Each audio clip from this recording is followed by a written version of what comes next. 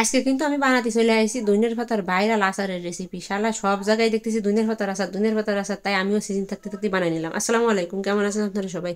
এই যে দেখেন, আমি দইনের পাতার আচার বানানোর জন্য প্রথমে যে দইনের পাতা ধুয়ে কুইটে তারপরে হচ্ছে দিয়ে একটা সুতি কাপড়ে ধুয়ে দিয়েছিলাম, তারপরে গরম পানিতে তেঁতুল ভিজাই ধুয়ে দিয়েছিলাম তেঁতুলির রস বাইর করে নেওয়ার জন্য, বুঝছেন। তারপরে এই যে একটা কড়াই বসাই দিয়েছি, কড়াইয়ের মধ্যে দিয়ে দিলাম মেথি আর শস্য। মেথি আর শস্য দিয়ে এইটারে এই শুকনো কড়াইতে একদম ভাইজে এইটারে ভালো করে গুঁড়ো করে নেবো। এই যে দেখেন সুন্দর মতো আমার এটারে কিন্তু গুঁড়ো করে আমি নেব। আর এই যে এর ভিতর তেঁতুলির রসও বাইর করা হয়ে গেছে, এই যে গুঁড়ো হয়েও নিছি। এইবার এই তেঁতুলির রসের মধ্যে আমি লবণ, তারপরে আছে একটু হলুদ, তারপরে দিয়ে দেবো একটু দইনের গুঁড়ো, দিয়ে দেবো আছে খানিক মরিচের গুঁড়ো, একটু বেশি এর মরিচের গুঁড়ো দেবো, কারণ তেঁতুল যাবে তো। মরিচের গুঁড়ো বেশি না দিলে কিন্তু এটা মজা লাগবে না, একদম একটু ঝাল ঝাল হলেই মজা লাগবে। এই যে তার ভিতরে এই গুঁড়ো আর মশলাও দিয়ে দিচ্ছি একটু বিট লবণ। বিট লবণ দিয়ে এবার এই মশলাটারে আমি মরিচের গুঁড়ো টুড়ো দেওয়া হয়ে গেলে মশলাটারে আমি সুন্দর মতো একেবারে একটা চামচের সাহায্যে একেবারে মাহাই নিচ্ছি এই মশলার এই তেঁতুলির রসের ভিতর, ঠিক আছে। মাহানো হয়ে গেলে এবার আমি এটারে সাইডে ধুয়ে দিচ্ছি। অনেক রেসিপিতে কিন্তু দেখেছি যে দুনিয়ার পাতা সিদ্ধ হয়ে দেয় তারপরে হচ্ছে বাইটে নিছে, আমি কিন্তু কাঁচাই বাইটে নিছি। এই যে তারপরে এই যে দিয়ে দিছি কড়াইয়ের ভিতর খানিক সরষের তেল দিয়ে এর মধ্যে আস্ত কয়টা রসুনের কুয়া আর দিয়ে দিছি কয়টা শূন্য জাল দিয়ে এই যে ভালো এর একটু বাইজে নিতে হবে। বাইজে নিলে এর মধ্যে আমি দিয়ে দেবো খালি কয়টা শস্য, আস্ত শস্য, আর দেবো কয়টা জিরে। এই হলো আমি দেবো, কোনো পাঁচফোড়ন টোড়ন দেবো না, কারণ আমার কাছে মনে হয়েছে যে দুনিয়ার পাতার আচারের মধ্যে পাঁচফোড়ন যদি দেওয়া হয় তাহলে দুনিয়ার পাতার আসল সেন্টটাই আমি পাবো না।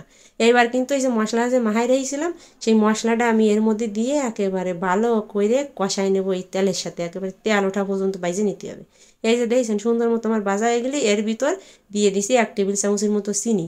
টক ঝাল মিষ্টি হলেই তো মজা হবে, না কি কি কন আপনারা? আচ্ছা, এবারে এই মশলাটুকু একেবারে সুন্দর মতো কষানো হয়ে গেলে এই যে আমি যে বাইটে রেখেছিলাম যে ধনিয়ার পাতা, তাই এই যে সুন্দর মতো দিয়ে দিছি। এর ভিতরে কিন্তু বেশি পানি নেই, আমি পানি একদম নিগড়ে নিছি। ওই যে শূন্য কাপড়ের পরে দিয়ে ধুয়ে দিছিলাম না 2-3 ঘন্টা, ওই সময় টাইনে নিয়েছে যেটুক ছিল আমি একদম ঝরাই তারপরেই দিছি। এইবার আমি এই ধনিয়ার পাতা দিয়ে এইবার খালি নাড়াতে থাকবো একভাবে, খালি নাড়াতে থাকবো। এর গায়ে যেটুক পানি হালকা পাতলা আছে সব একেবারে টাইনে যাবে।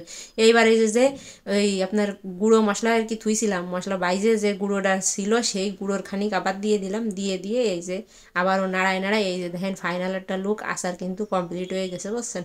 সবাই রেসিপি দেখে নিজেও বানানোর লোভটা সামলাতে পারিনি, দারুণ হয়েছে কিন্তু একেবারে অসাম।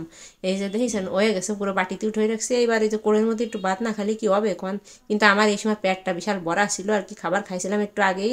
পরে অল্প দুটো ভাত নিয়ে একটু দেখলাম যে খাইয়ে দেখি কিরাম মজা। ধেন রসুন কি ফাইন গলে গেছে, এবার এই জালটাও আমি ভাঙ্গিয়ে এর ভিতর নিয়ে নেবো।